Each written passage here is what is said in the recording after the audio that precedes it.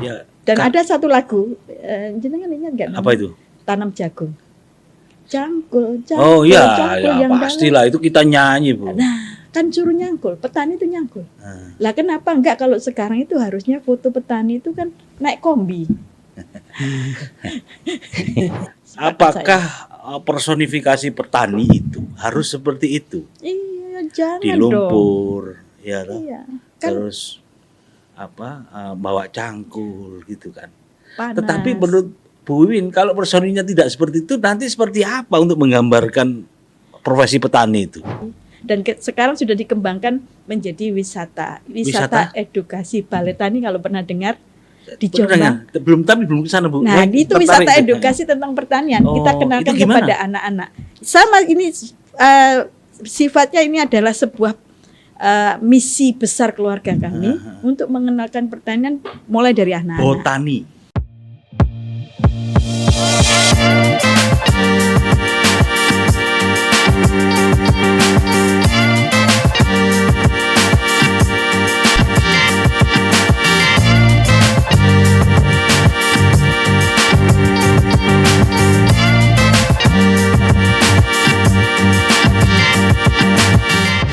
Assalamualaikum warahmatullahi wabarakatuh. Waalaikumsalam.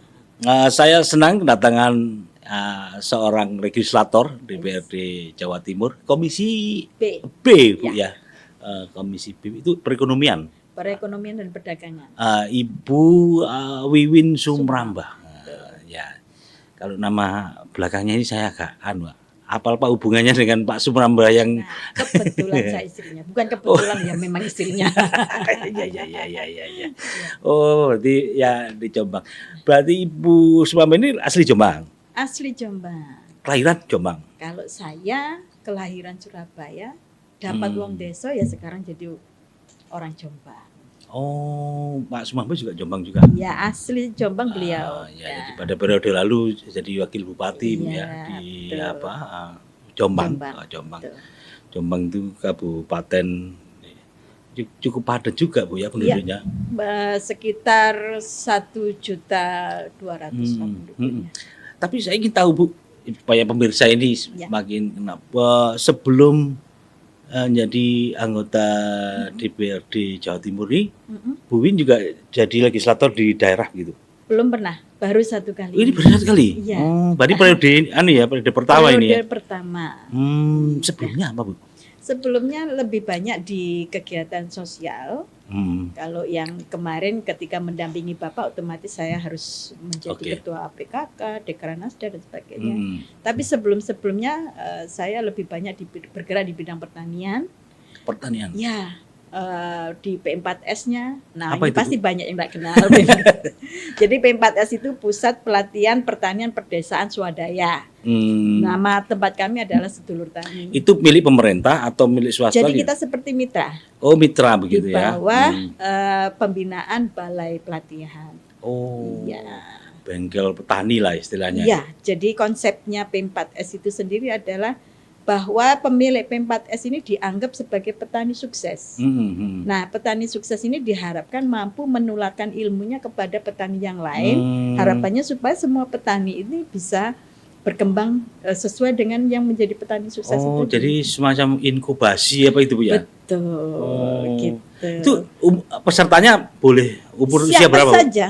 Enggak ada batas usia? Tidak ada. Wong namanya kita ini tempat pelatihan swadaya ya. Jadi siapapun yang datang mau per orang aja, mau bertanya silakan. Tahun berapa tuh mulainya? Kalau sebenarnya kalau secara nasional itu sudah lama ya, mulai 2000 awal. Kalau tapi Sedulur Tani kebetulan termasuk P4S pertama di Jombang tahun 2006. 2006? Ya, lama berarti ya? Sudah lama. Iya. Sudah melahirkan berapa ribu? Waduh, itu nggak perlu dihitung. Nggak perlu dihitung ya? Nggak, artinya anak-anak muda ada di sana?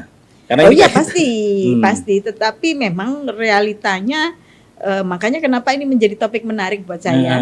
Karena sampai hari ini peminat untuk datang ke pelatihan sekalipun ya, yang pemuda itu paling tidak ada 25%-nya. Oh itu ya?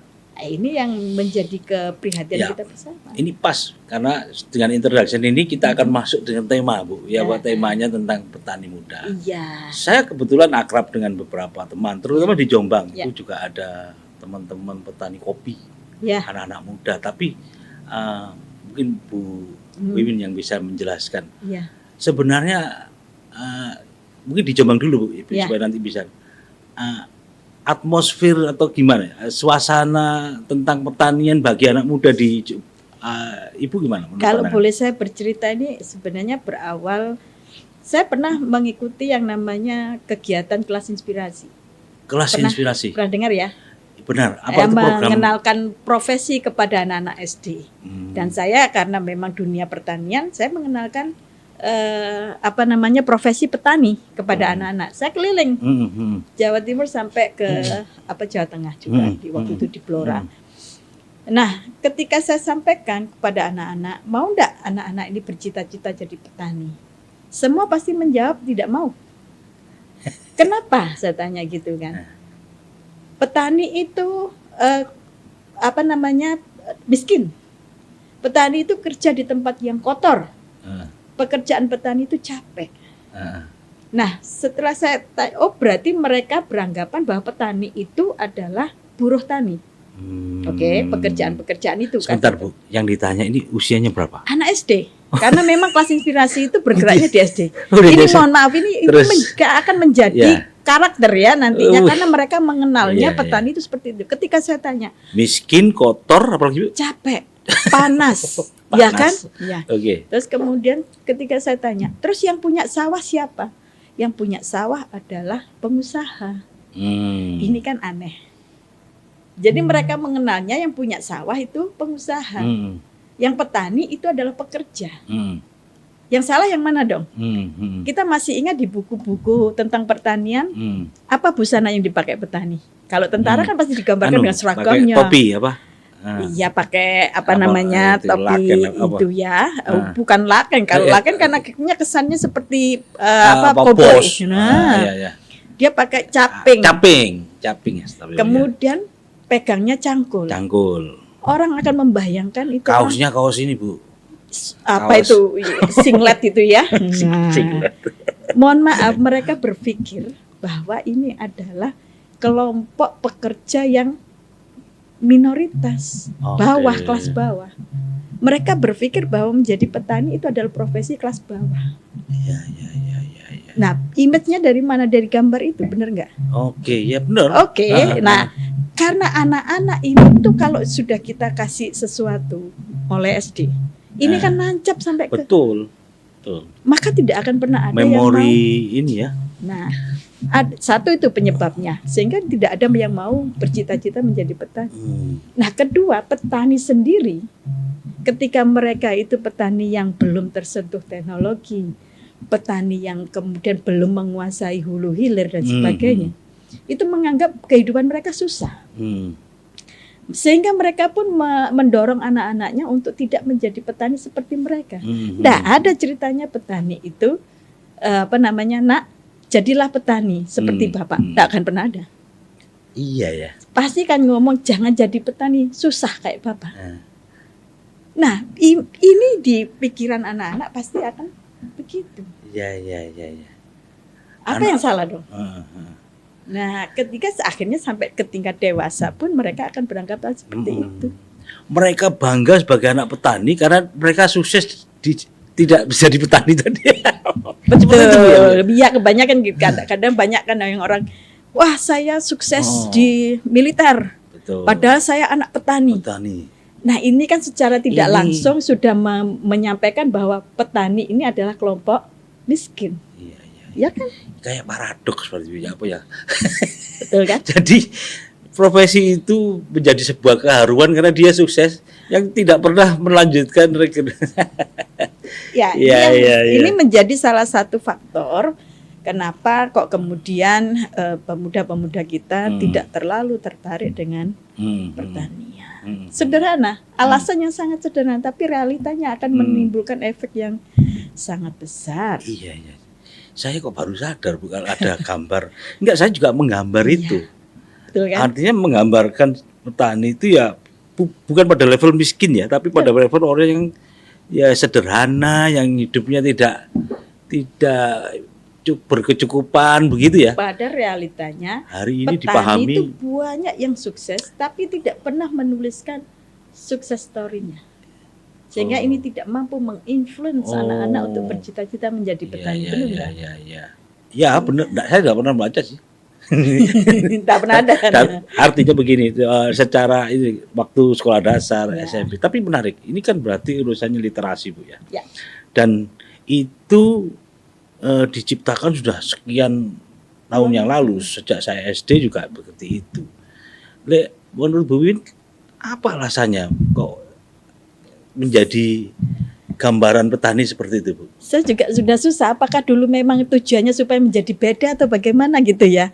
Biar pakaiannya kelihatan beda atau bahasanya itu kelas panggung lah. Kalau Nyun Sewu, kalau kita misalnya main drama di panggung, orang tanpa mengenalkan kan pasti yang dilihat apanya dulu? Pakaian, atribut. Kostum, ya. Nah, saya takutnya itu dulu tujuannya untuk menjadi pembeda, tapi celakanya akhirnya menjadi sebuah image yang segitunya. Khawatirnya begitu ya, karena banyak di dalam sebuah cerita, di cerita-cerita sekalipun ya, memang petani itu menjadi petani yang dari kelompok yang akhirnya miskin itu tadi, pasti. Di cerita-cerita dongeng dan apa cerita-cerita apalah semua itu kan pasti begitu. Iya. Ya. Dan ada satu lagu, jenengan ingat nggak? Apa itu? Tanam jagung. Cangkul, oh iya, ya, pastilah itu kita nyanyi, Bu. Nah, kan suruh nyangkul, petani itu nyangkul. Lah kenapa enggak kalau sekarang itu harusnya foto petani itu kan naik kombi. Keren kan? Ini namanya out of the box. Harusnya kita rubah begitu. Bu, saya bentar, Bu. Ini menarik, Bu. Mungkin orang-orang praktisi pendidikan perlu mendengar ini, Bu. Ya. Betul. Apakah personifikasi petani itu harus seperti itu? Iya, jangan di lumpur, dong. Ya, iya. Terus bawa cangkul gitu kan. Panas. Tetapi menurut Bu Win, kalau personinya tidak seperti itu, nanti seperti apa untuk menggambarkan profesi petani itu? Kalau di Amerika, ketika ngomong pertanian dan peternak, mereka digambarkan seperti apa? Koboi, pakai laken, naik kuda, keren kan? Nah, kenapa kita tidak digambarkan seperti itu dari dulunya? Sehingga di sana pertanian pun bukanlah menjadi profesi yang remeh.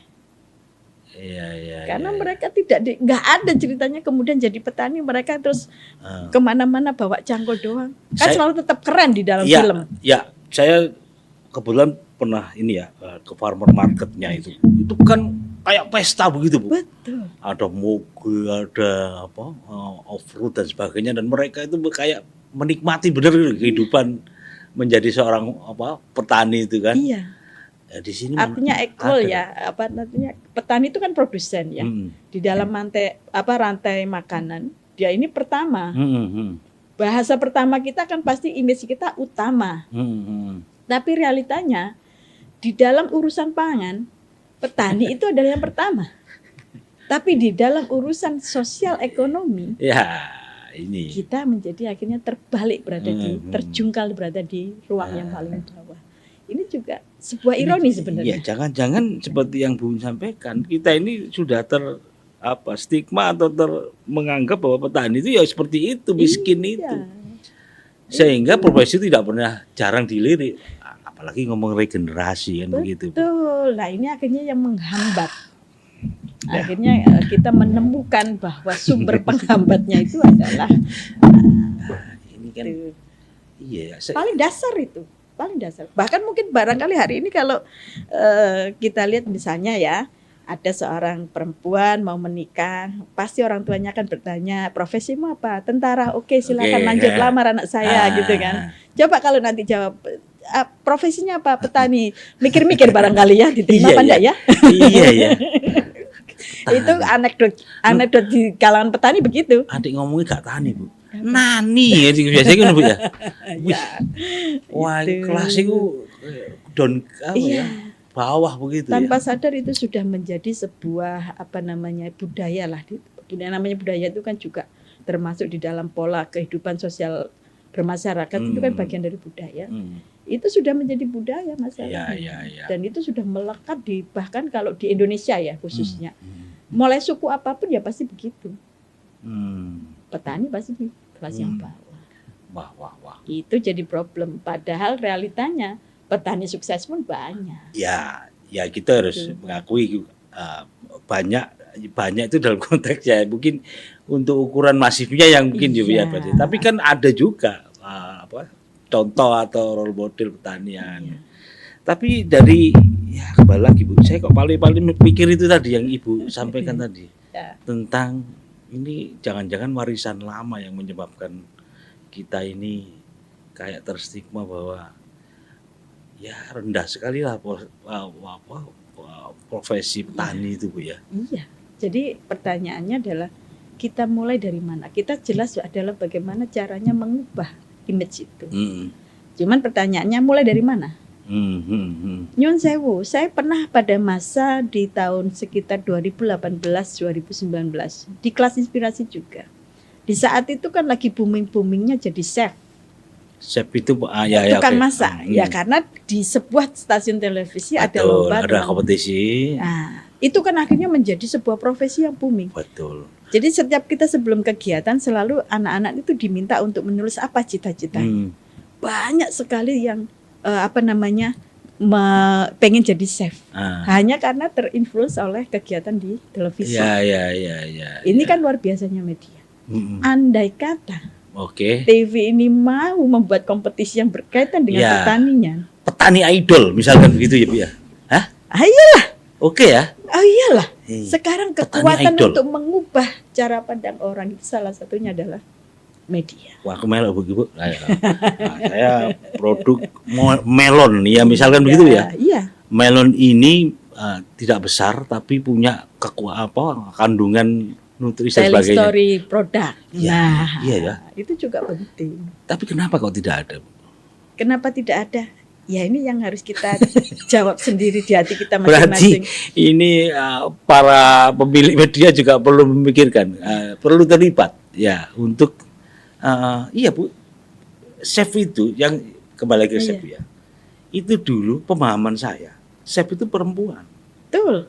Tukang masak itu ya perempuan. Iya, betul. Loh saiki chef begitu ada cowok-cowok itu Bu ya, dan keren-keren ya. Betul. Dan yang sekarang yang lagi digemari pokoknya begitu ada sebuah profesi yang dikenalkan lewat media misalnya chef. Dan chef kemudian bisa menjadi terkenal, bisa menjadi bintang iklan dan sebagainya. Itu yang membuat mereka tergiur. Iya.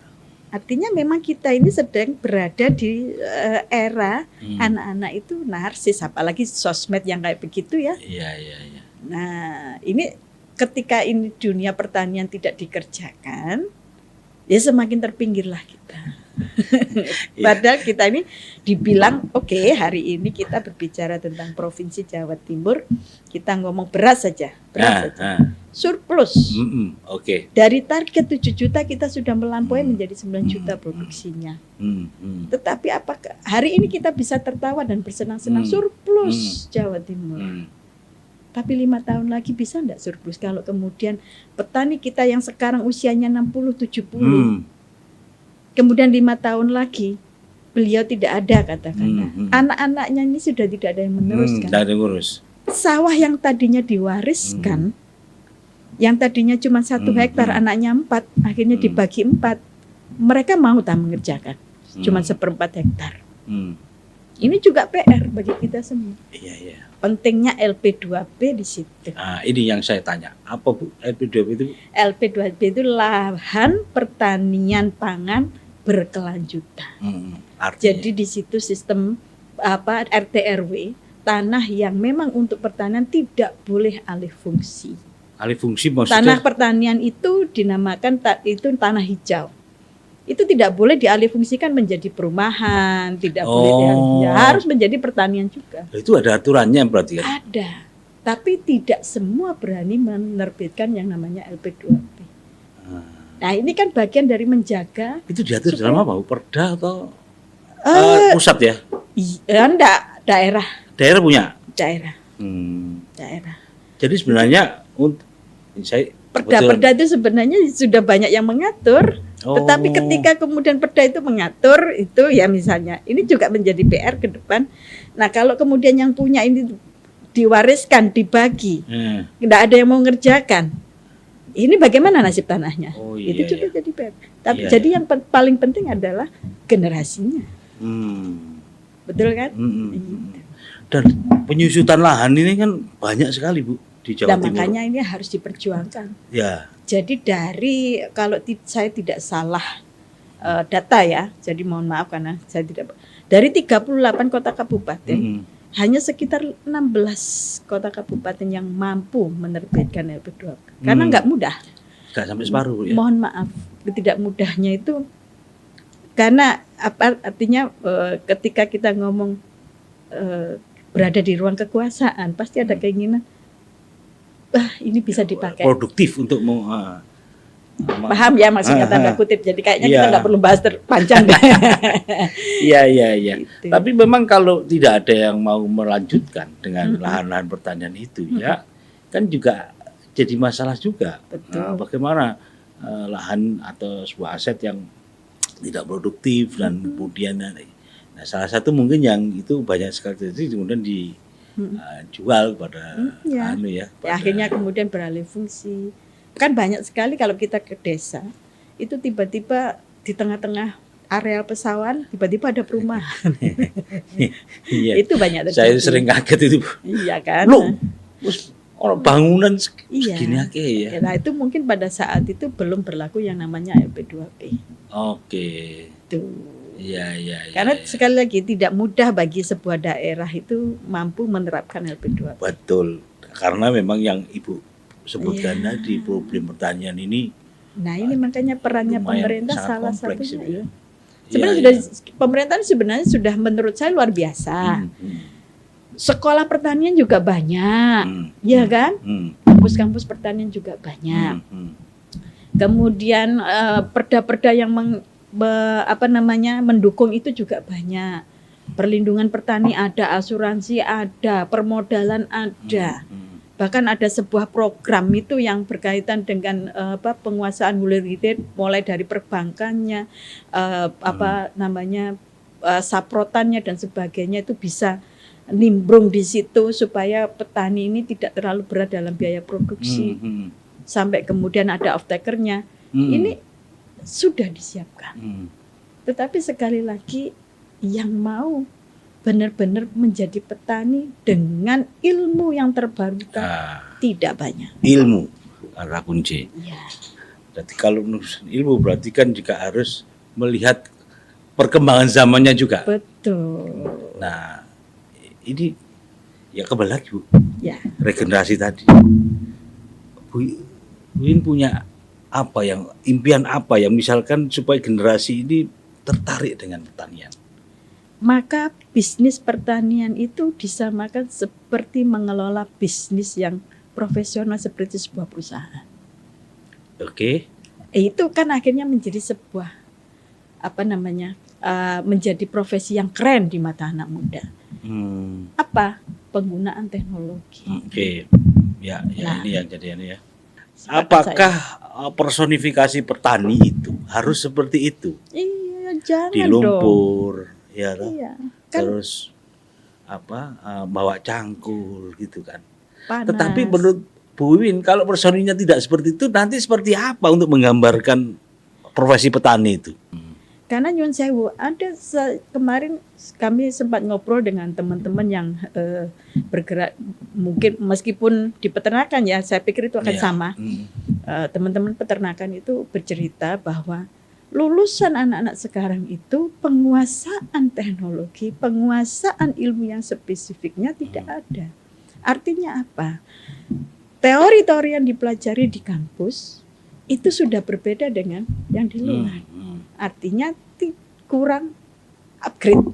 Kira-kira seperti itu. Sehingga kebutuhan industri pertanian peternakan, kita bagaimanapun ada kan industri pertanian peternakan itu, kadang-kadang sarjana-sarjana yang masuk ini belum masuk ke kualifikasi mereka. Bukan ada namanya Fakultas Teknologi Pangan.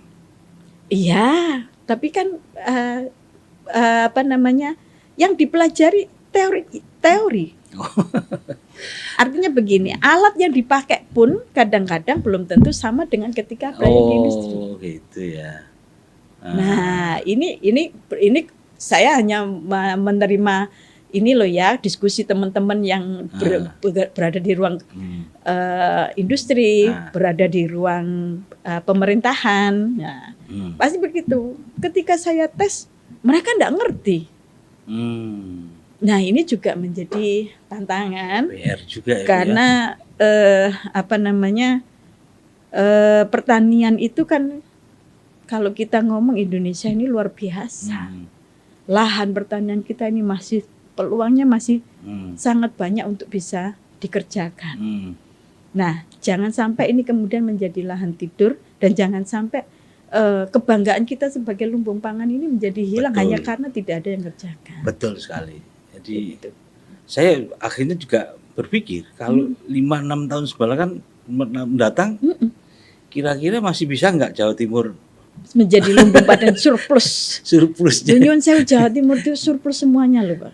Iya, jadi kita ini sebenarnya berada tinggal di provinsi yang luar biasa lah. Apa istilah Gemah Ripah? Loh Jinawi. Produksi padinya luar biasa. Nah, ya. Produksi perkebunannya luar biasa. Tadi kita akan ngomong rasan-rasan produksi durian dan kopi. Iya betul. Jawa Timur bagus sekali. Ayam, potong, petelur, Jawa Timur termasuk jagonya. Luar biasa. Iya. Tapi euforia seperti ini apakah bisa kita pertahankan 5-10 tahun lagi? Ini kan menjadi pertanyaan. Kadang ya memang ya itu dia. Kita ini sering gagap ketika sudah terjadi, tapi antisipasinya ini nggak dipikirkan. Dan jangan sampai terjadi kemudian lahan-lahan yang harusnya menjadi kemakmuran kesejahteraan rakyat, karena kemudian tidak ada yang mau menjalani profesi sebagai petani dengan segala tantangannya, menyerah kemudian dikuasai oleh industri luar. Nah, ini yang tidak boleh terjadi.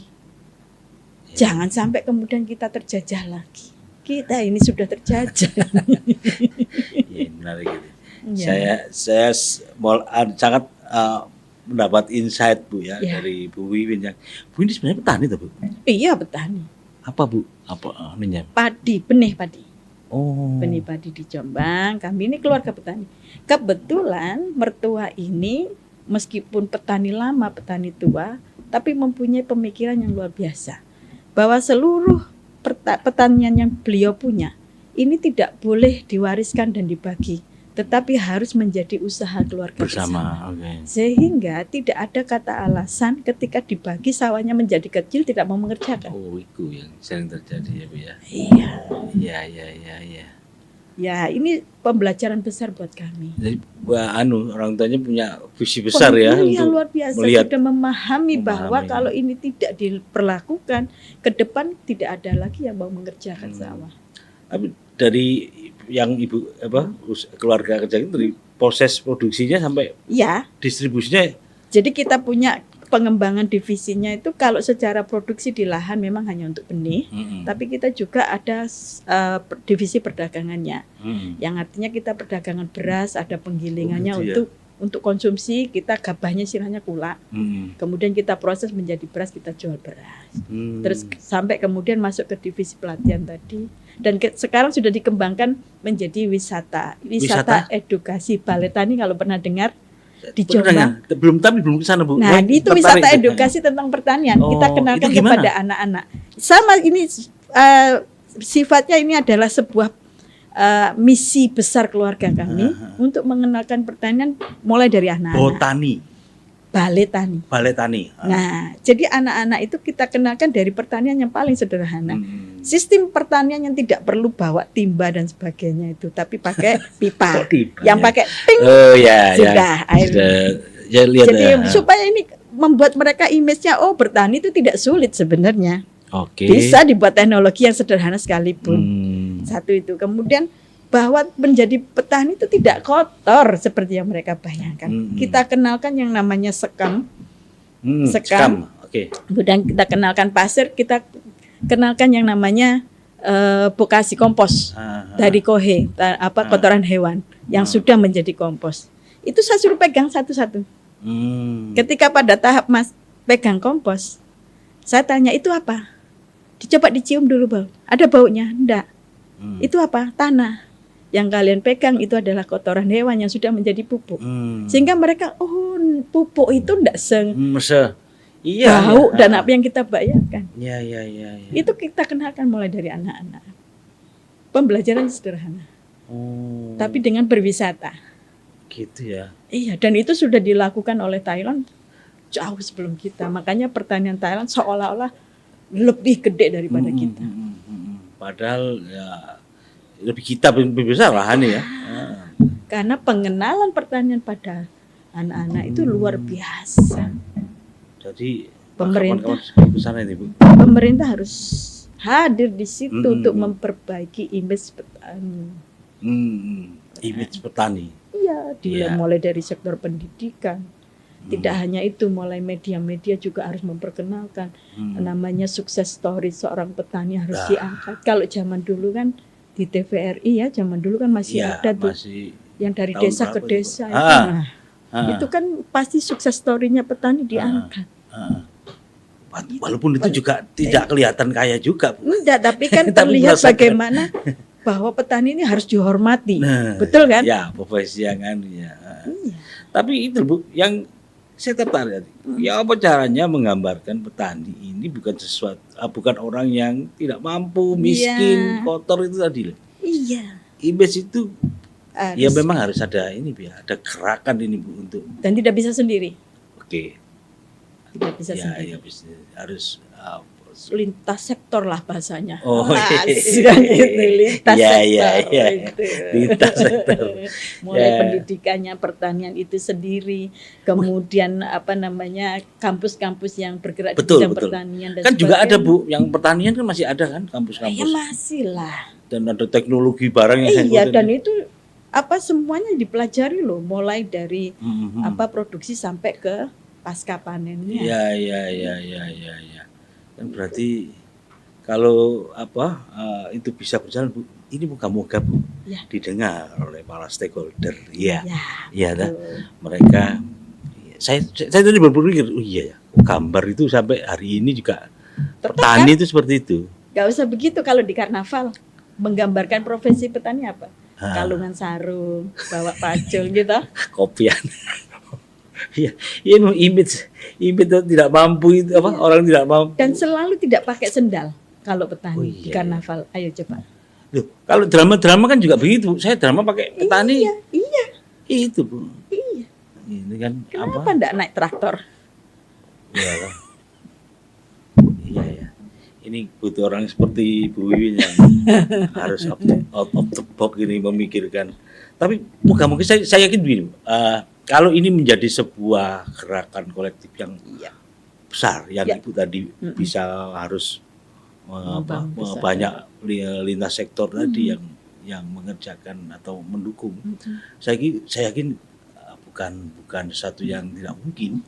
Ya Bu ya. Nggak, jadi mungkin di era keberapa nanti yang kemudian bisa menggambarkan petani muda sukses begitu Bu ya. Bawahnya Pak Jero atau gimana? Iya dong, harus begitu. Yang penting itu jangan pernah ada kata pesimis. Iya. Pesimis, apalagi frustasi Bu ya. Janganlah. Makanya bagaimana kita ayo bergerak untuk menyelamatkan bangsa. Menggerakkan pemuda di bidang pangan terutama. Itu bagian menyelamatkan bangsa. Berarti generasi. Dan petani ini bagian dari hal penting yang harus kita. Kedaulatan pangan itu penting. Ya, kalau kelangsungannya tidak bagus bagaimana?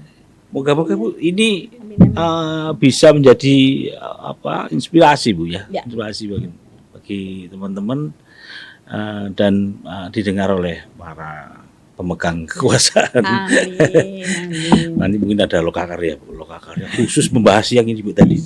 Tapi Bu, ada tahapannya begitu sampai pada iya. eksekusi mungkin ya. Oh, iya. Wah, Menarik. keren itu. Menarik. Dan Bu Win, semua harus terlibat. terima kasih banyak. Sama-sama. Ternyata jenengan seorang pengusaha petani, apa nyebutnya Bu? Petani aja ya. Petani saja, petani saja. Biar image-nya kalau petani. Kapan-kapan saya ke itu Bu, yang Oh, ke Balai Tani wajib. Balai Tani ya, Iya. untuk Oke. ngajak. Pas musim duren. Oh, gitu Bu ya. Iya, kita siapkan pasti. Terima kasih Bu Win. Ya, oke, sama-sama. Semoga sukses dan Amin. semoga idenya bisa Amin. tidak eksekusi dan sebagainya. Terima kasih. Mohon maaf. Assalamualaikum warahmatullahi wabarakatuh.